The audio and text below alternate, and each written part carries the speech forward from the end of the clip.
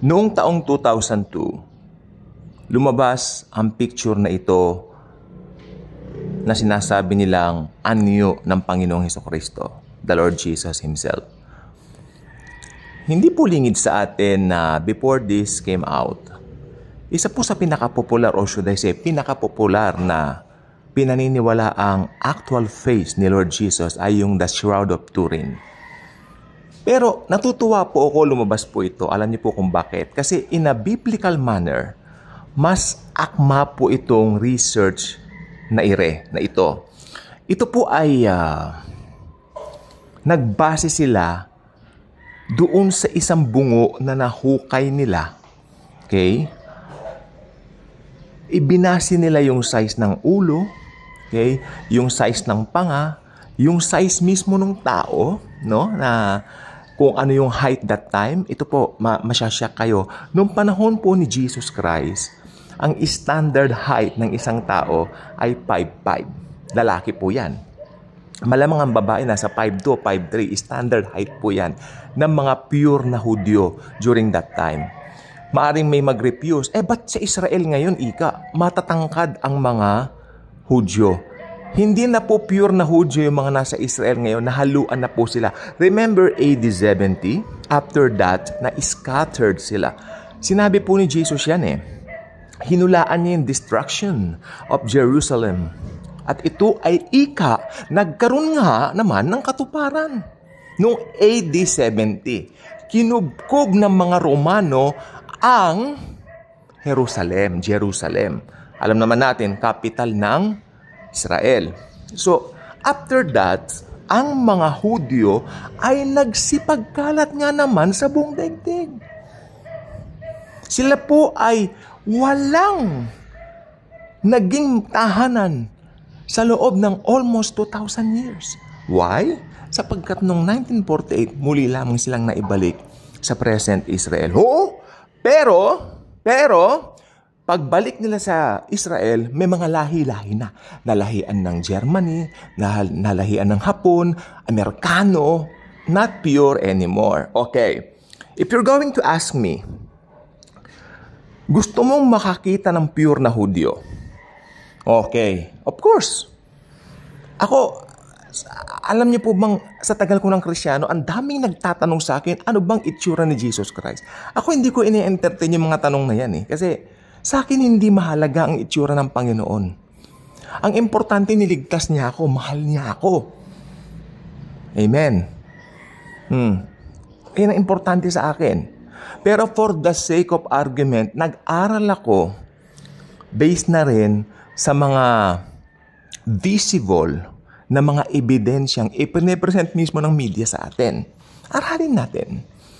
Para at least magkaroon tayo ng kasagutan o katugunan nga naman sa mga nagsisipagtanong. Kapakinabangan din naman ng kaluluwa sapagkat sila ay spiritually lalakas. Siguro sa ganung paraan para mas ma-enhance yung kanilang faith, I think. So ako ay nag-aral at nakita ko nga po ito, meron po akong DVD kasi nito. No? Meron akong DVD nito, nabili ko dito sa SM North EDSA nung meron pa yung Astrovision. Nagkaroon ako ng DVD niyan. Ay, ito gusto ko to. 100 pesos lang. Pinanood ko. Sabi ko, abay, oo, no. Kasi yung mga biblical evidence, ayun ang i-present nila kaysa doon sa isang tela lang na hindi mo alam kung forgery or something. At inaral nila yung height ng mga Hudyo, that time, 5'5", lalaki yon, male. Okay, no? So ito pong sasabihin ko po sa inyo.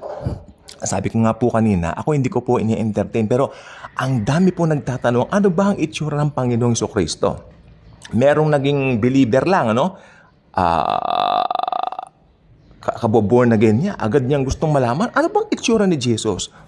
Sabi ko, from the heart, mula sa puso ko, sasabihin ko sa iyo, hindi ko alam ang itsura ng Panginoong Jesucristo.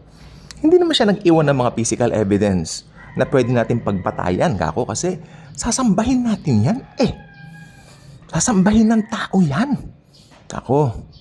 Pero kung gusto mo, from my heart, sasabihin ko sa iyo, ano ang pwede kong ibigay na sagot sa tanong mo, ako, isa lang, maamo. Yes. Yun lang, maamo. Kasi tingnan nyo si Jesus. Kapag siya ay lumalakad doon sa isang place at nakita siya maski ng isang tao lang, sisigaw na yung mga tao si Jesus. Pupuntahan agad siya. Kaya nga nagalit sa kanya yung mga Pharisees eh. Napakabata pa nito, 30 years old lang sinusundan. Tayo 75 years old na, mag-80 na tayo, hindi tayo pinapansin. Pero siya bata. Yung sinusundan na, nagplaplaklat sa kanya. Kasi maamo I believe, maamo ang mukha ng Panginoong Hesukristo. Yan naman ang bagay na talagang masasagot ko. Pero since ito nga dito yung sa nabili kong DVD, no? Dito nga po sa SM North EDSA. Nakabili ako ng DVD. I think ang title nito, The Son of God. 100 pesos lang kasi nakasale sila eh. Sarado na yata ngayon yun, yung mga Astrovision, gano'n. Nakakalungkot, no? Pero try nyo sa YouTube kung The Son of God documentary. Ipakitry na lang po niyong i-type kung meron. Pero kung wala kayong makita sa YouTube, napakapalad ko. May gano'n akong DVD. Ha? Thank you, Jesus. Okay. So, yun. Saan ba tayo? Ayun. Ang tanging masasagot ko lang, maamo si Jesus Christ. Pero hindi siya, anong tawag dito? Hindi siya satisfied dun sa ganung answer. So, at least, ito, merong DVD na nagsasabi, dun po sa DVD, kumpleto po yun. Kung ano yung pamumuhay nila nung araw, dun sa Israel, ne? Tapos, kung ano yung itsura ng Israel. Alam niyo po bang ang dami na pong mga nalubog na mga totoong mga locations? Kaya natatawa po ako ngayon. Dito yung crucifixion site, dito yung crucifixion site. Ang dami nag-aangkin nga. Sa akin, di po mahalaga yan. Ang mahalaga sa akin, na-redeem ako ng Panginoong Hesukristo. Mahal niya ako. Kasi sa akin, masaya na ako doon. Sobrang saya ako. Pero since may ganyan naman, aralin na rin natin. Total, nandito na tayo. Ang dami kasi nagtatanong eh. Diba? So, ayun. Ang standard na height ng male, 5'5". At ang buhok, okay, pinagbasihan dito, no? Tama nga naman. Mahalay sa lalaki ang mahabang buhok. Pero, merong merong konting conflict. Kasi si Jesus Christ po, Nazarite. Bata pa lang, baby pa lang yan. Talagang nakapangako, hindi puputulin ang buhok ng baby yan, ng batang yan. Lalaki ang baby. Yung baby ng lalaki, mahaba ang buhok. Pwedeng ganun din. Pero, siguro natapos niya na yung baw niya, pinutol niya yung buhok niya. Hindi po natin alam eh. Kaya we are clueless sa kanyang physical na anyo. At saka naniniwala po ko ito from my heart, hindi mahalaga ang physical na anyo ng Panginoong Hesukristo. Kasi kung mahalaga yan, sasabihin yan. Okay. Pero ito pong sasabihin ko sa inyo, si Jesus hindi po talaga matangkad. Hindi siya matangkad. Alam niyo kung bakit? Talagang 5'5" siya. Ito. Kasi, si Zaccheo, tanda po niyo si Zaccheo? Si Zaccheo, kung si Jesus ay 5'5", malamang si Zaccheo nasa, talagang unano, maliit na maliit. Kung matangkad si Jesus, hindi na kailangan umakyat ni Zaccheo sa puno. Kasi makikita niya, matangkad eh. Si Jesus po kapareho din. Nakibagay nga siya sa mga tao. Nakibagay siya sa mga tao dito sa sanlibutan, sa mundo. Kung ano yung height nila, standard height that time, yun. Yun ang kanyang height. Kasi Diyos naman siya, kahit anong anyo pwede niyang gawin. Di ba? Totoo yun. He is God. He is the creator of the universe. The creator of the universe is the God of gods, the God of the Milky Way, the God of the galaxy. Ano ba naman yung anyo niya for 33 years lang? Di ba? So, ganon. I believe. Pero mas kampante akong sabihin na, since sinabi ni Paul sa mga taga-Corinthians na, ayan, busog na ako. Mahalay sa lalaki ang mahabang buhok. Malamang si Jesus maigsi rin ang buhok. No? Para siyang hippie. Di ba, naging hippie looking na yung mahabang buhok eh. Pero no, I think maigsi ang buhok. Parang ganyan nasa litrato. Yang sa picture na yan, ang hindi lang ako kampante. Kasi ang makinig po mabuti, no? They present, sa picture na yan, hindi nila sinabi na yan ang actual face ni Jesus. Ang sabi nila, ganyan ang anyo nung mga Hudyong lalaki nung panahon ni Lord Jesus Christ. So, probably ganyan po. Hindi niya sinabing ganyan ang face niya. Okay? Ay yung Sword of Turin, claim nila, yan ang mukha ni Jesus. So, hindi rin po ako, mas lalong hindi ako kampante ron. Delikading yun, delikado mo yun. Lalagkakandilaan mo na yun, sasambahin mo na. Oh, that's not good.